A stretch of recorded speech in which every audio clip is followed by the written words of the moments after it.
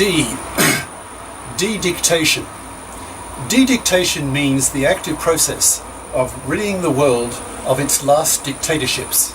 90% of people living outside China live in democracies, making China the big, bad, backward exception.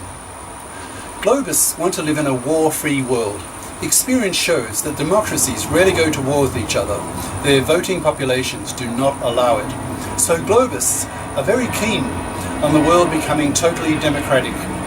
In today's world, that's 2012 when this essay was written, 2/3 of countries are democracies, that is, having several political parties competing in periodic elections. Countries are democratizing at the rate of about 2 per year. The Arab countries are finally starting to democratize now. China is the big holdout. So, Globists suggest strongly to people around the world that whenever they see Chinese tourists in their country, that they approach them and make them feel inferior with questions like, when is China going to democratize? Why is China so politically backward? Is it true you Chinese still have over 1,000 slave labor camps for political prisoners? That is, Laogai. Is it true Mao killed more people than Stalin or Hitler? Why do you Chinese tolerate living in such a political shithole?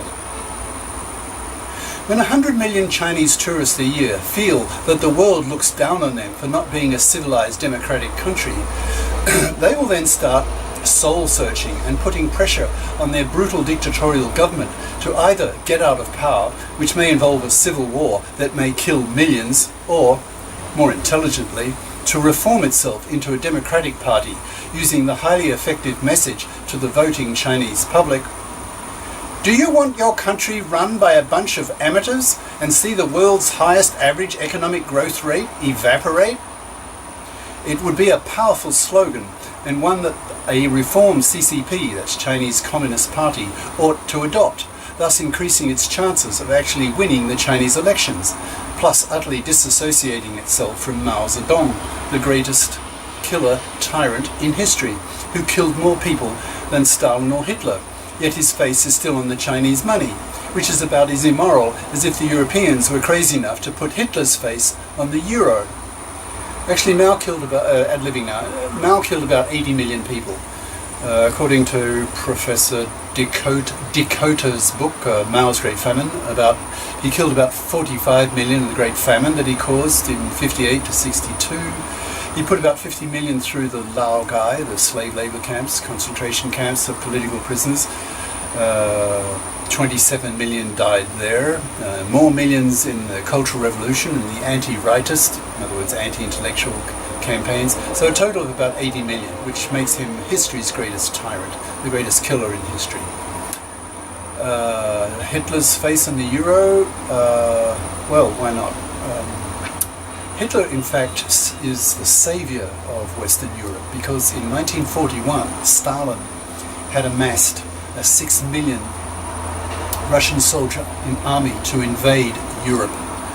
So Hitler got word of this, and 2 weeks before Stalin was about to invade, he invaded Russia in Operation Barbarossa and pipped Stalin at the post.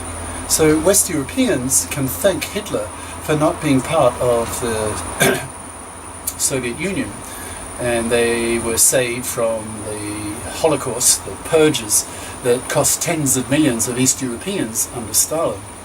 So effectively, Hitler is the savior of Western Europe.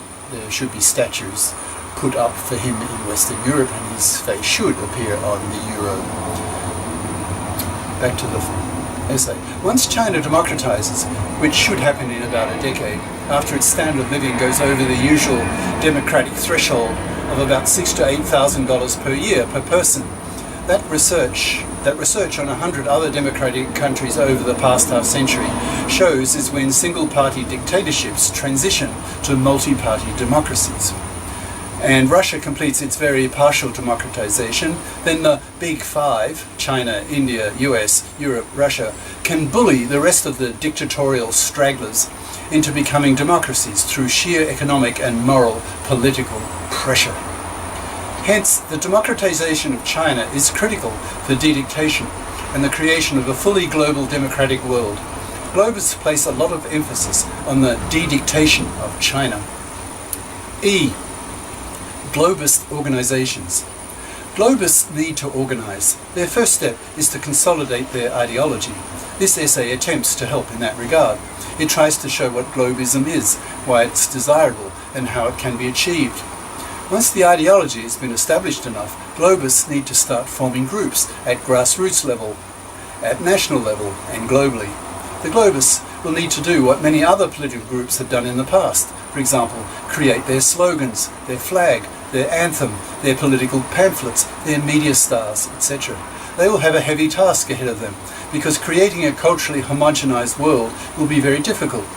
Nationalist tribal loyalties will be very difficult to overcome. A lot of education will be necessary to get people to think globally, to abandon their old religious superstitions, their nationalistic fantasies, etc. F.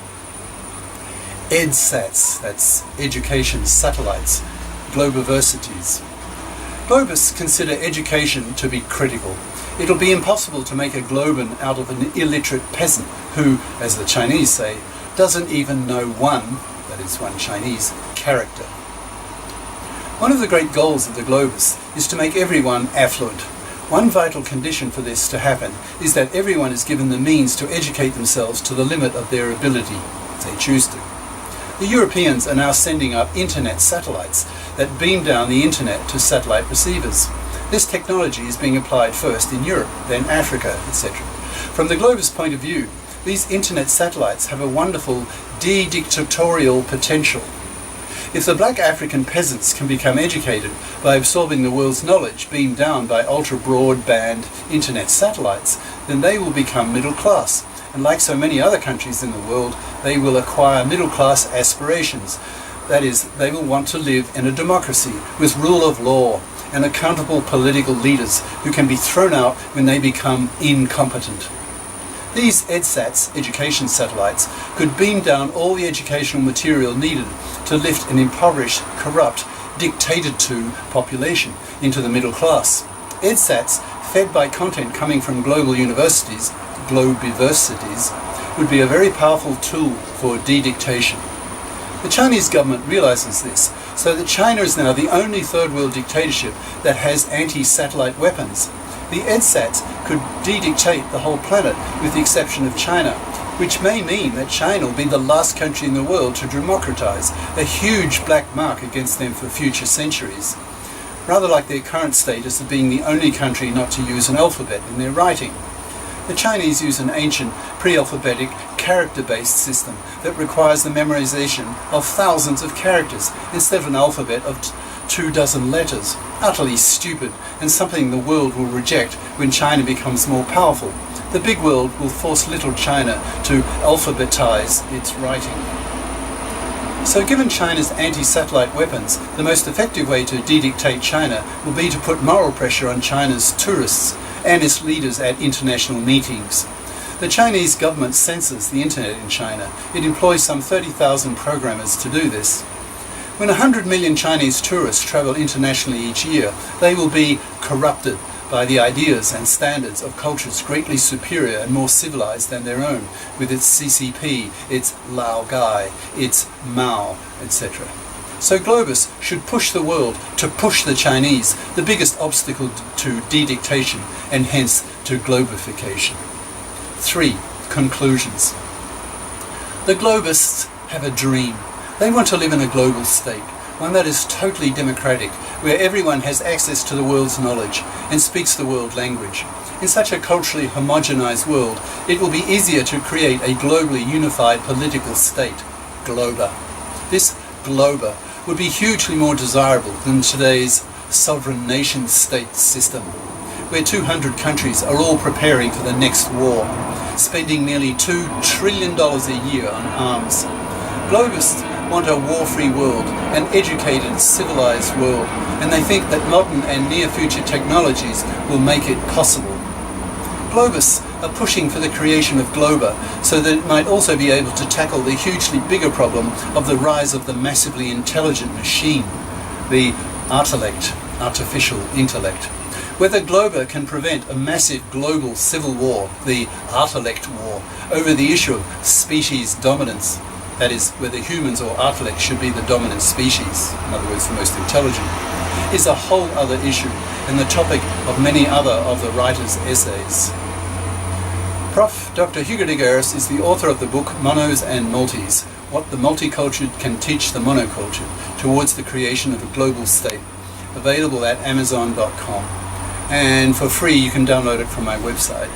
And soon I'll put up YouTube videos of each chapter of my two traditionally published books. So that's it. Cheers. Prof. Dr. Hugo de Garis. Email profhugodegaris@yahoo.com. Website profhugodegaris.wordpress.com. YouTube channel name Hugo de Garis. Ciao.